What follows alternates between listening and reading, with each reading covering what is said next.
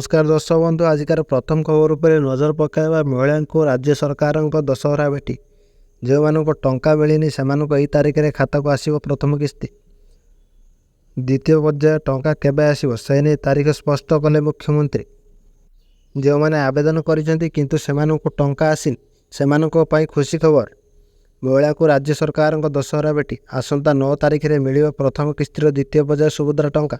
सूचना देते उपमुख्यमंत्री प्रभाती परिड़ा। बारिपदारू द्वितीय पर्याय टंका देवे मुख्यमंत्री मोहन माझी। 40 लाख अधिक हिताधिकारी एथे पाइबे टंका। 96 लाख अधिक पंजीकरण कर सारे हिताधिकारी। पूर्वर राज्य सरकार दशहरा आगु यही टंका देवे बोली घोषणा करते। यही टंका केबे आसो से नहीं द्वंद्व थे हिताधिकारी, किंतु वर्तमान ता स्पष्ट हो जाइए। परवर्ती खबर पर नजर पकाइबा। राज्य में कमी वर्षार परिमाण। वर्तमान कौन पाणीपाग नियामक सक्रिय नथिबा बेले आगामी 4 दिन जाए अर्थात 3 तारिख पर्यंत प्रबल वर्षा पाई कौन सतर्क सूचना नहीं।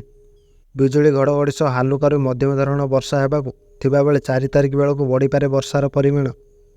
सेपटे दक्षिण पश्चिम मौसुमी अपसारण करने आरंभ हो जाइथिबा बेले वर्तमान फिरोजपुर, सिसेरा, चोरू, अजमेर, दिशा, जूनागढ़ और माउंट आबुरू प्रत्यावर्तन आरंभ होइछि। राज्य में वर्षार परिमाण कमी बेले अनेक स्थान में पारद उपर मुहां होइछि। गतकाली अनेक स्थान में गरम गुलुगुली होता बेले संबलपुर सबुठार उत्तप्त सहर रही, जोठारे सर्वाधिक 34.2 डिग्री सेल्सियस तापमात्रा रेकर्ड करा जाइछि। आगामी खबर पर नजर पकाइबा। महाप्रभु दर्शन पर श्रीमंदिर को जाउथिबा सबु भक्तों को मिले महाप्रसाद। दर्शन सरिबा परे सांगरे महाप्रसाद नहीं घर को जाई पारिबे भक्त। ए बाबद रे आलोचना आरंभ होइछि। जयदेव भवन में आज आयोजित श्री जगन्नाथ संस्कृति परिषदर वार्षिक उत्सव में मुख्य अतिथि भाव जुगते यह कहते पूर्त आईन और अबकारी मंत्री पृथ्वीराज हरिचंदन। एसहित पुरी को विश्वर सर्वश्रेष्ठ सहर परिणत करने लगी प्रक्रिया आरंभ हो गलानी बोली से कहते। सेहीपरि चलित वर्ष सरकार पक्षर पुरी रथयात्रा सहायता जोगाई दी जाइथिला।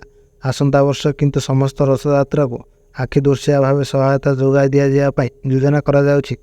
तिरुपति बालाजी मंदिर नोडे व्यवहृत घीओ को नहीं विवाद उपजिवा प्रसंग उल्लेख कर श्रीमंदिर अबढ़ार मान जांच पर चिंता करा जाउछि बोली मंत्री कहिथिले। परवर्ती खबर उपरे नजर पकाइबा। राज्य कैबिनेट रे मुख्यमंत्री कामधेनु योजना अनुमोदन मिली। यही योजना आसंता 5 वर्ष अर्थात 2024-25 अर्थात वर्ष ठारू 2018-29 पर्यंत 1423.47 कोटी टंकार खर्च हेब।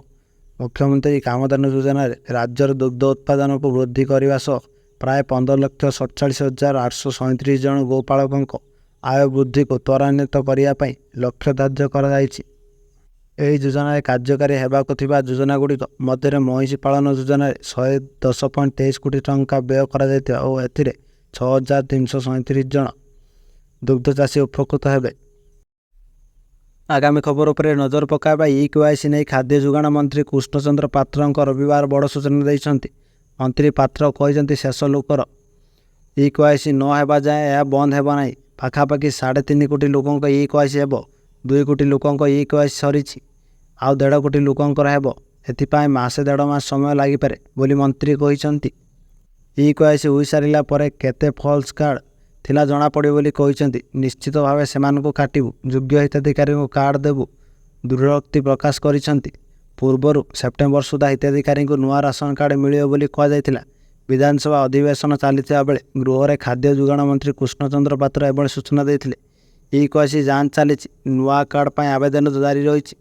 ए सरकार KYC लागू करिसेंति जहाद्वारा अयोग्यों ना कटिजिव योग्य हिताधिकारी यही सुविधा पाइपर।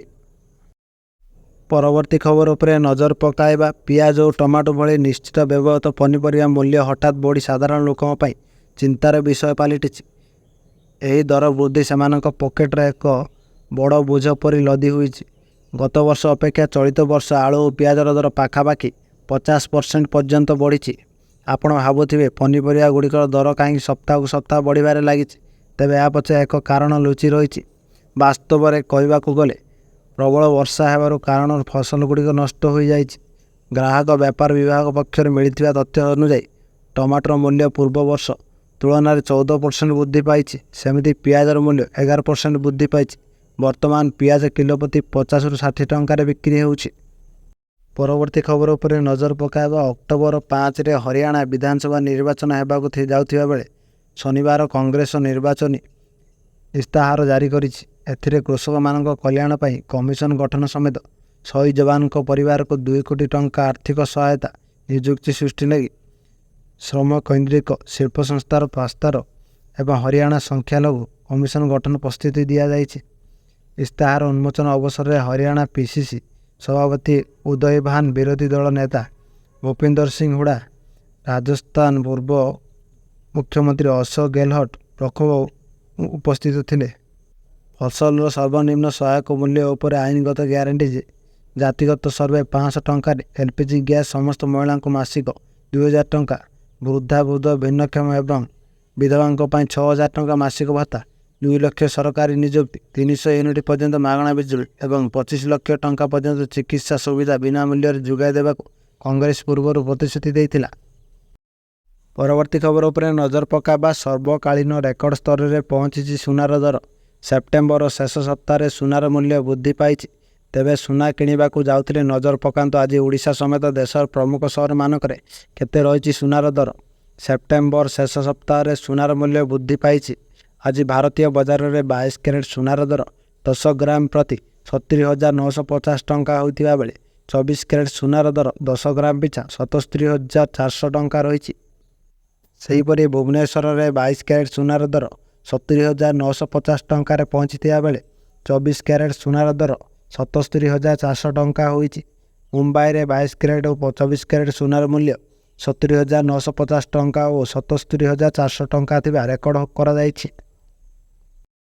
ପରବର୍ତ୍ତୀ ଖବର ଉପରେ ନଜର ପକାଇବା। ସୋସିଆଲ ମିଡ଼ିଆ ପୋଷ୍ଟକୁ ନେଇ ଉତ୍ତେଜନା ପରେ ଶାନ୍ତି ଶୃଙ୍ଖଳା ରକ୍ଷା ପାଇଁ ଭଦ୍ରକ ପୁରୁଣା ବଜାର ଅଞ୍ଚଳ ଓ ଧାମନଗର ଡୋବଲରେ 163 ଧାରା ଜାରି ହୋଇଛି।